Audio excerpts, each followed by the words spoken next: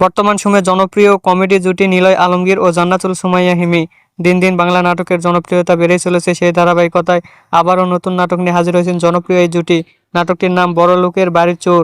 এই নাটকটিতে অভিনয় করছেন বর্তমান সময়ের আলোচিত অভিনেতা নিলয় আলমগীর ও আলোচিত অভিনেত্রী জান্নাতুল সুমাইয়া হিমি। এই নাটকটি রচনা ও পরিচালনা করেন জুলফিকার ইসলাম শিশির। নাটকটি খুব শীঘ্রই ক্যাপ্টেন্স ড্রামার ইউটিউব চ্যানেলে প্রকাশিত হবে। আপনারা দেখতে চাইলে অবশ্যই ক্যাপ্টেন্স ড্রামার ইউটিউব চ্যানেলে চোখ রাখুন এবং নিয়মিত নতুন নতুন নাটকের আপডেট পেতে হলে চ্যানেলটিকে সাবস্ক্রাইব করে রাখুন। পরবর্তী ভিডিওর জন্য অপেক্ষা করুন।